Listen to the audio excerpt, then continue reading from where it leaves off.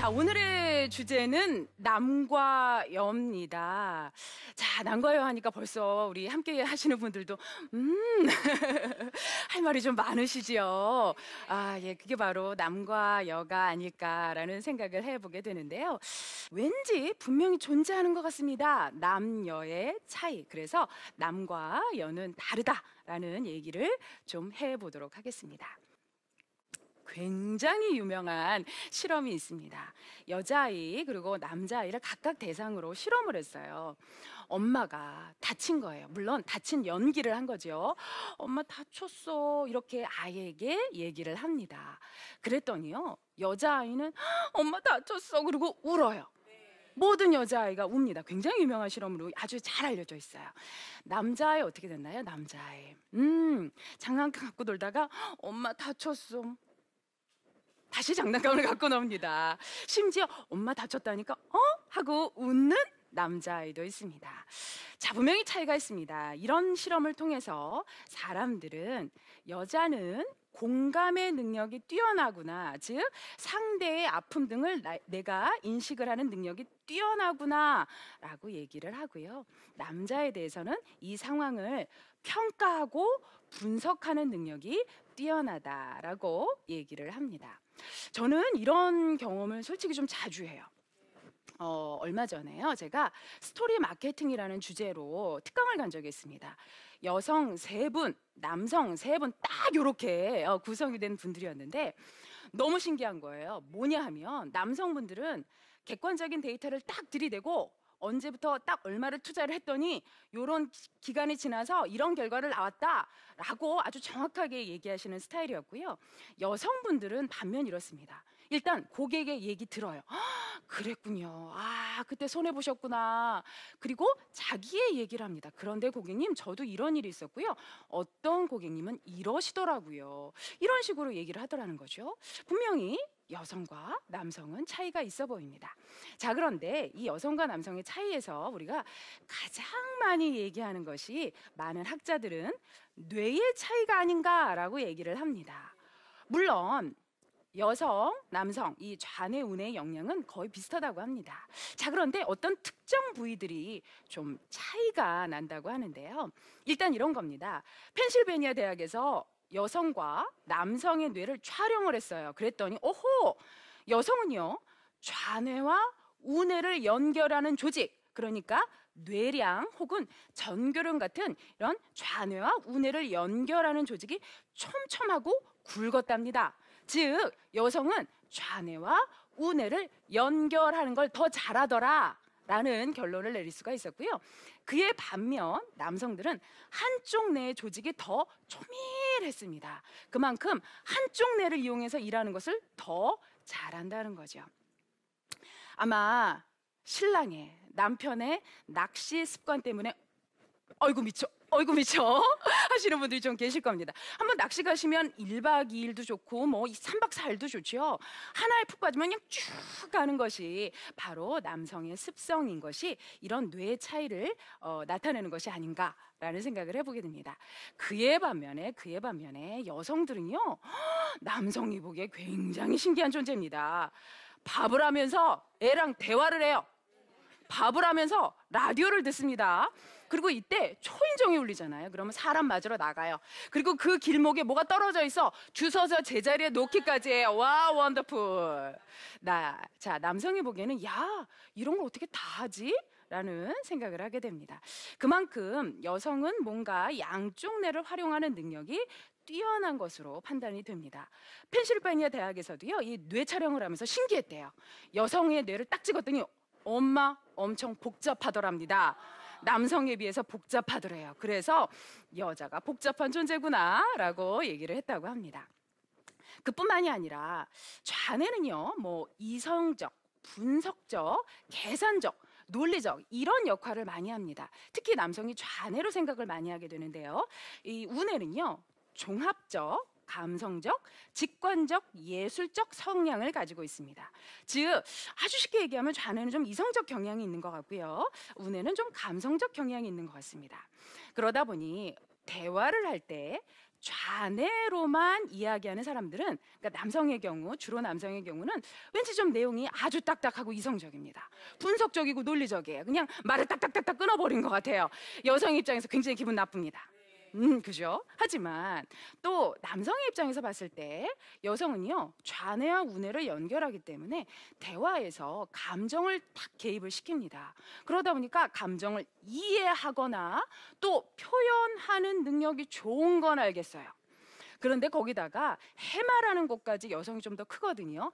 여기가 기억력을 또 관할을 합니다. 그러다 보니까 이 여성은요, 감정에 관련된 기억 중에서 지금 유사한데 기분이 썩 좋지 않은 지금 유사한 상황과 비슷했던 그 상황들이 기억이 나는 겁니다. 그러다 보면은 연인끼리 싸울 때 남편 혹은 남성은 이렇게 얘기합니다. 지금 문제를 가지고 얘기를 하게 되는데 여성들은 자기는 그때도 그랬어.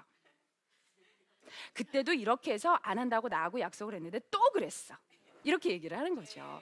그러다 보면 남성들이 이게 뭔 말인지 자기는 기억도 못하는 얘기를 가지고, 그래서 제 주변에 어떤 분은 우리 아내는요, 말도 안 되는 별 얘기 아닌 것 같고 물고 늘어져요 라고까지 얘기를 하더라는 거죠.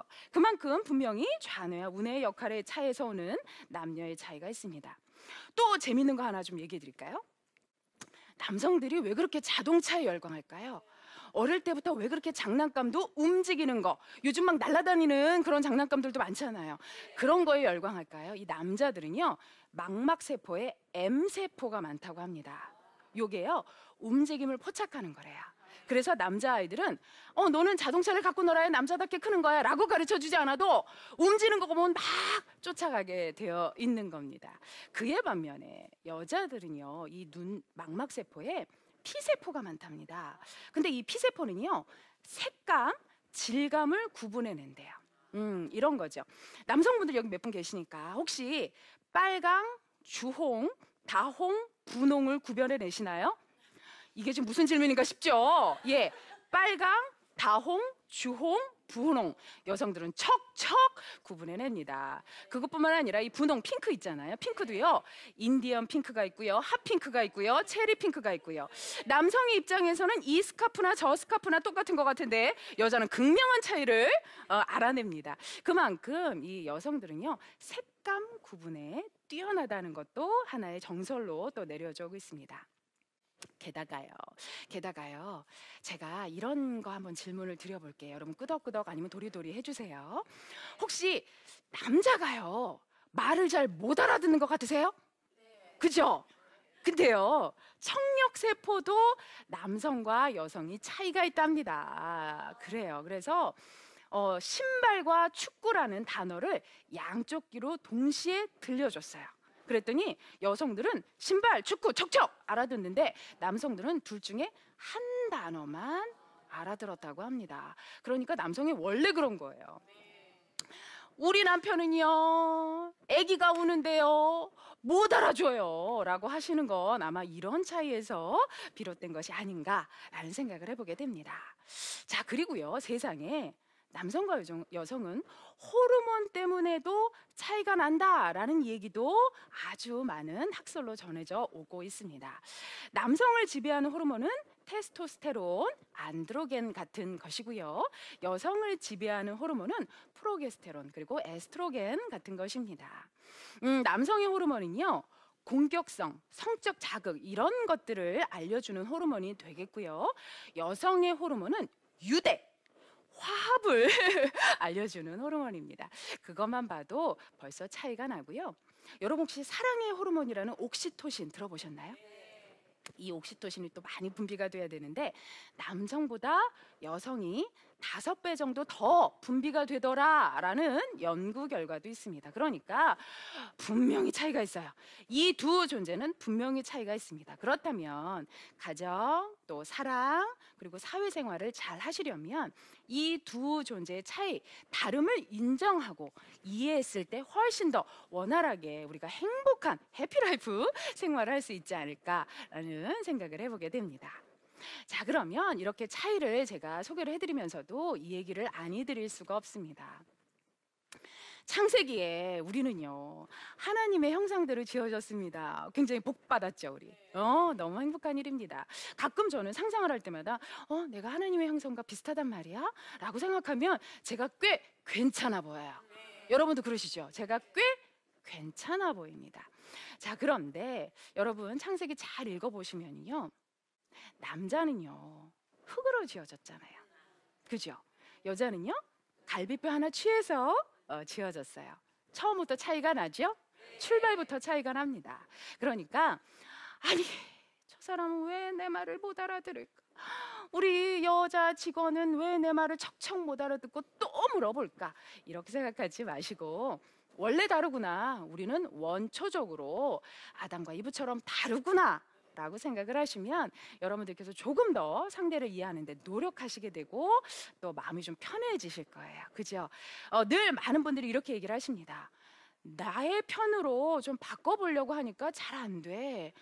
정말 안 됩니다. 그냥 포기를 하고 서로의 차이를 인정하면서 생활하시는 것이 어떤가라는 생각을 해보게 됩니다. 자, 그러면 몇 가지 차이점만 제가 좀 말씀을 드리면서 그 차이에서 비롯된 좀 구체적인 대화법을 좀 소개를 해드릴까 합니다. 남성은요 결과 중심적입니다. 사냥하잖아요. 사냥을 해야 돼요. 그래서 사냥감을 딱 포획했으면 그만인 겁니다. 뭐 다른 거 필요 없어요. 그래서 목적 중심이고요. 결과 중심입니다. 그래서 사고 방식도 대화의 방식도 연역적입니다. 결과가 중요한 그런 존재예요. 그리고요 남성에게는 야망이 있다 이런 얘기 들어보셨죠? 남성은 이상향을 생각합니다. 그래서 남성들하고 대화해 보면 왜 이렇게 현실적이지 않지? 라고 생각하는 경우 있으시죠? 남성은 원래 추상적인 어떤 것을 좀 지향하는 그런 존재입니다. 그리고 혹시 부부간에 싸움해 보신 적이 있으실 겁니다. 연인 간에 싸움해 보신 적 있으실 거예요. 희한하게 싸움을 하고 나면 남자들이요 대화가 안 됩니다. 스트레스를 받으면 일에 집중하고 말은 꾹, 입은 꾹 닫아버리기 때문에 침묵의 성향을 보이는 겁니다. 자, 그에 반면에 여자들은 채집해야 되잖아요. 산에 나가서 딸기 따야죠. 앵두 따야죠. 쑥 해야죠. 그러다 보니까 채집은 과정이죠. 그런 여러 하나, 둘, 셋, 넷 이렇게 과정 속에서 있습니다. 그러다 보니까 쭉 따서 나는 이만큼 모았어 라는 결과를 갖게 되죠. 그러니까 숫사자가 바로 뭐 염소를 탕 낚아채는 거하고는 다른 현상입니다. 이런 과정들을 모아서 이런 결과를 만들었어 라고 얘기하는 만큼 여성의 사고, 대화는 귀납적입니다. 끝에 결말이 나와요. 앞에 결론이 있어야 하는 남성과 끝에 결론이 있어야 하는 여성, 대화가 안 되겠죠 당연히. 네, 이 차이는 다음 시간에 제가 어떻게 좁힐 수 있는지 말씀을 좀 드릴게요.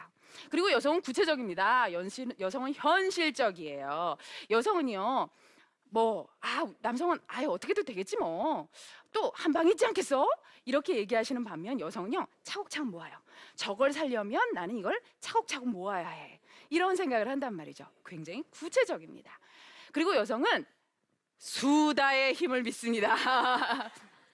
아무래도 여성 여러분들께서 지금 저렇게 은혜로운 이 교회에서도 여성분들의 대화가 끊이질 않고 있습니다. 제가 이렇게 바깥을 살짝 거닐어 보니까 여성분들께서 3, 4 모여서 그냥 표정 카카스로 재밌게 하시면서 대화하시더라고요. 여성은 수다를 합니다. 왜? 자기의 고민을 남과 나누면서 풀어야 돼요. 자기의 화나는 거 친구와 나누면서 풀어야 돼요. 자기의 속상한 거 남편하고 나눠야 돼요. 근데 남편이 안 들어주죠. 네, 그만큼 여성은 스트레스를 받으면 말로 풉니다.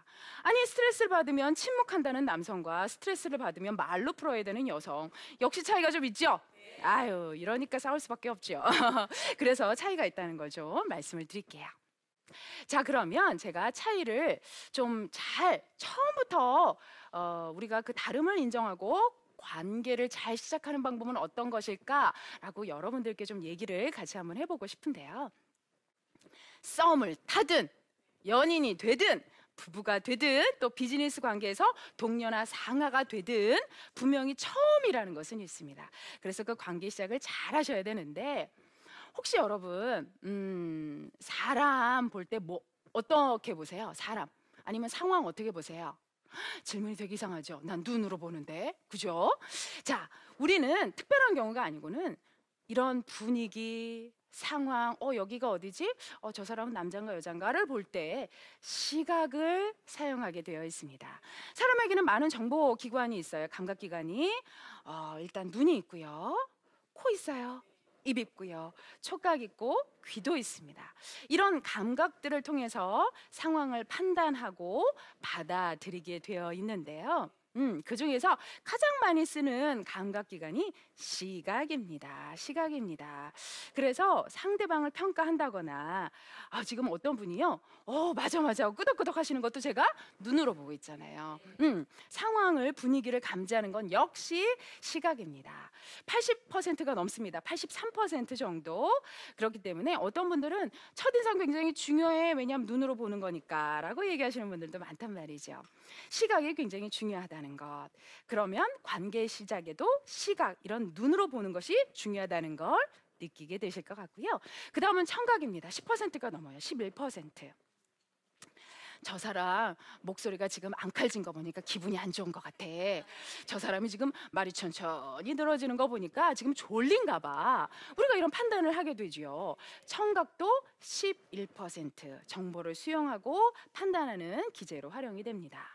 후각이요. 물론 시각, 청각에 비해서 합쳐서 94%인데 이 두 가지에 비해서 3%밖에 되지 않는데요. 후각도 한 몫을 합니다.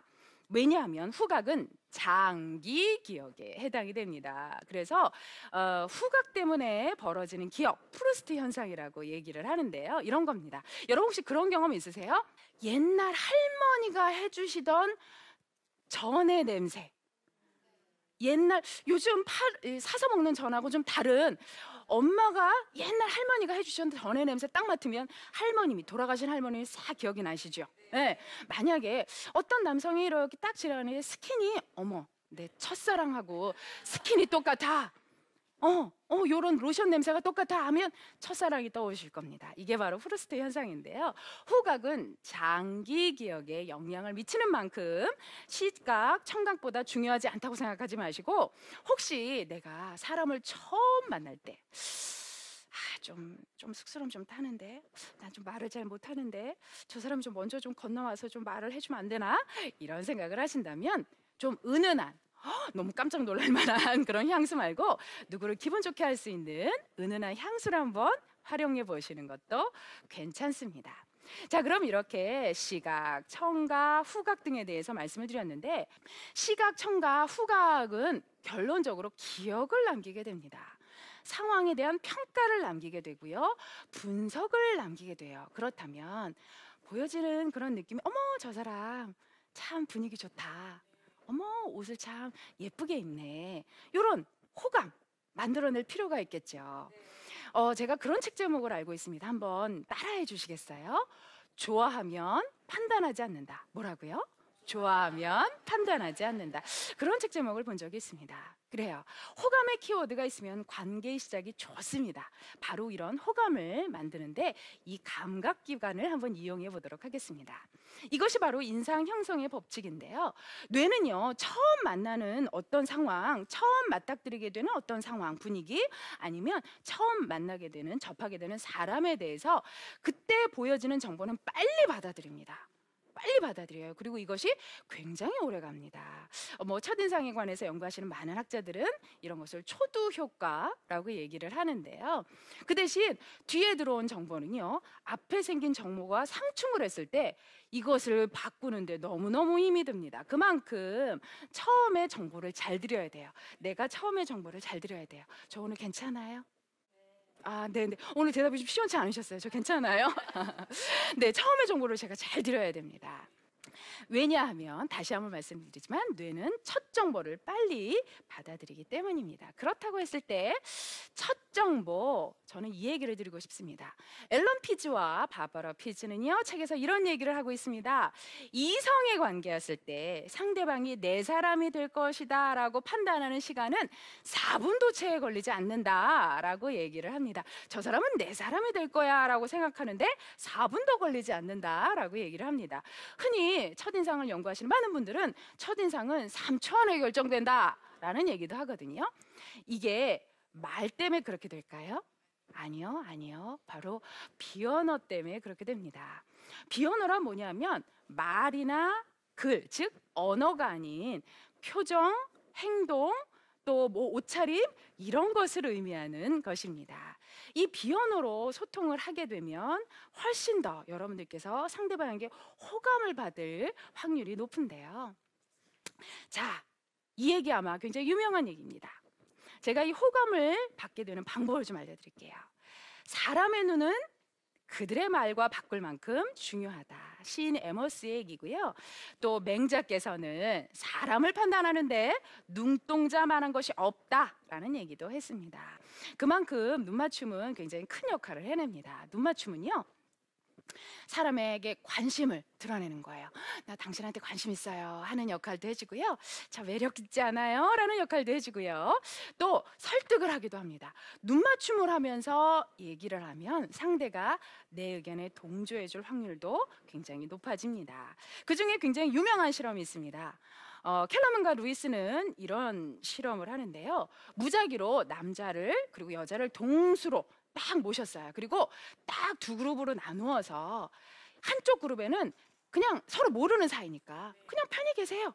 편히 계셔야 하셨어요. 그랬더니 뭐 이렇게 계신 남성분도 있고 이렇게 계신 여성분도 있고 막 이랬어요. 한쪽 그룹은요, 남녀 각각 쌍을 지어서 눈을 2분 동안 바라봐 주세요 라고 했어요. 같은 시간 동안 이렇게 실험은 진행이 됐고 굉장히 놀라운 결과가 나타납니다. 눈 맞춤을 이렇게 2분 동안 한 그런 그룹은요, 서로에게 호감이 생겼어요. 어머, 저 사람 눈 예쁜 거 있죠. 저 사람 눈 맑아요 하고 얘기를 하더라는 거죠. 눈 맞춤은 관계의 시작에 굉장히 중요한 역할을 합니다. 그렇다고 비즈니스 관계에서 막 이렇게 쳐다볼 수는 없고요. 아주 예의 있고 따뜻한 부드러운 눈 맞춤 해주시면 좋을 것 같습니다. 자, 그리고 여러분 혹시 사람 사이의 거리에 대해서 생각해 보신 적 있으세요? 거리에 대해서는 제가 좀 중요하게 말씀을 드리고 싶습니다. 사실요, 사람 간의 거리는 제 생각이지만 저는 비언어를 연구하는 사람으로서 마음의 거리라고 생각을 합니다. 마음의 거리. 여러분 처음 남녀가 이성관계를 시작하면요, 쭈비쭈비 이렇게 멀찌감치 이러고 가요, 그죠? 근데 조금 가까워지면요, 조금 더 옆으로 가고요. 아주 가까워지면 또 옆에 찰싹 달라붙습니다. 부부로 한 10년 사시면 또 멀찌감치 네, 멀어지기도 하고요. 거리라는 건 사람의 마음 간의 거리를 나타냅니다. 자, 그렇다면 좋은 관계를 할 때는 너무 부담스럽지 않은 거리는 유지해야 되지만 살짝 몸을 앞으로 내밀어서 거리를 가깝게 하시는 거 어떨까요? 조금 더 적극성이 느껴지겠죠? 친근하게 느껴지겠죠? 가깝다라고 생각이 되시겠죠? 이런 눈의 맞춤, 또 미소, 그리고 사람 간의 거리가 나타내는 직접적인 거리, 이런 것들은 다 비언어에 활용이 되고요. 이 비언어는 언어가 가지고 있지 않은 무한한 힘으로 소통을 합니다. 여러분, 그래서 조금 더 비언어적인 소통에, 남녀 사이의 비언어적인 소통에 좀 애를 쓰신다면 힘들게 들어온 남편에게 미소 한번 지어주세요. 그리고 우리 남자친구가 오늘 화난 것 같으면 미소로 왜 그랬어? 무슨 일이야? 라고 물어봐 주시고요. 또 나의 연인이, 나의 아내가 좀 풀이 죽은 것 같으면 괜찮아 하고 등을 톡톡 두드려 주십시오. 이것이 아주 관계에 중요한 역할을 하게 되겠습니다. 자, 어느 때나 하나님을 본 사람이 없으되 만일 우리가 서로 사랑하면 하나님이 우리 안에 거하시고 그의 사랑이 우리 안에 온전히 이루느니라. 요일 4장 12절의 얘기입니다. 여러분들, 오늘 제가 남과 여는 다르다라고 말씀을 드렸어요. 다름을 인정하고 우리가 좀 적극적으로 소통을 하려고 하면 싸움은 일어나지 않겠죠? 서로의 넓은 이해가 생길 겁니다. 자, 오늘 여기까지 하겠습니다. 저는 정은이었습니다. 고맙습니다.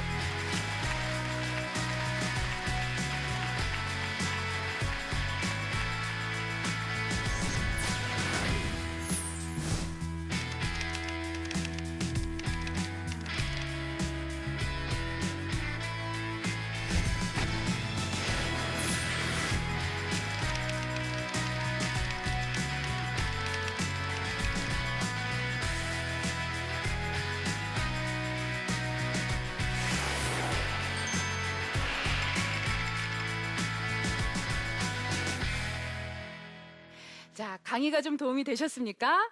네, 네, 고맙습니다. 그럼 혹시 질문 있으신 분 계실까요? 네, 네. 아리따운 미소로 저를 봐주고 계세요. 네, 네. 안녕하세요. 네, 교수님 말씀 잘 들었고요. 네. 제가 결혼한 지 14년 됐는데요. 점점 부부 간의 대화가 점점 없어지고요. 소통이 원활하지 않은데 어떻게 하면 소통을 원활하게 할 수 있을지 조언 좀 해주세요. 제가 주변에 굉장히 건강한 그런 중년의 부부들을 볼 때 두 가지를 발견하게 됩니다. 취미를 같이 하시는 분들이 있어요. 물론 이 주도는 남편분들이 주로 하시더라고요. 등산 가자고 그러면 아이고 허리 아파 죽겠는데 무슨 등산을 가냐고 또 아내분들이 사실 이렇게 얘기하세요. 근데 계속 좀 권유해 보셔야죠. 그래서 좀 낮은 산부터 도전을 해 보시는 겁니다. 예를 들어 이렇게 부부가 취미를 같이 했을 때, 왜냐면 아이가 다 커서 이제 아이에 대한 소통이 적어지셨잖아요.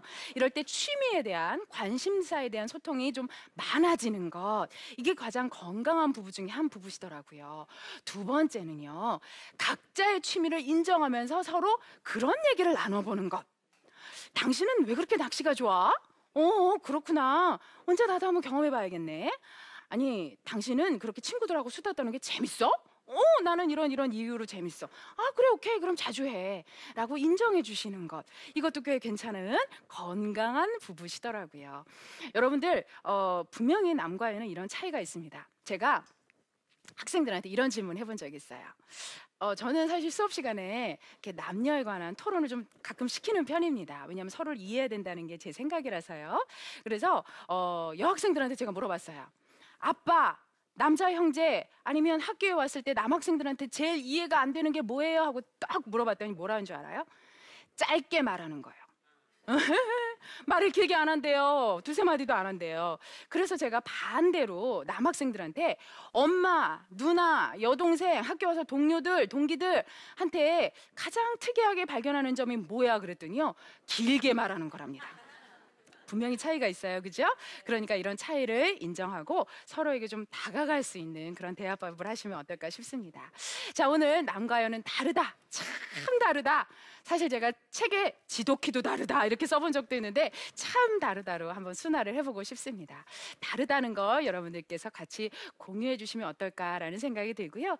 오늘 여러분들께 좀 이 강의 도움이 되었습니까? 네, 늘 하나님의 뜻이 함께하는 강의가 되었기를 저도 기도하면서 이 시간 마무리하겠습니다. 고맙습니다.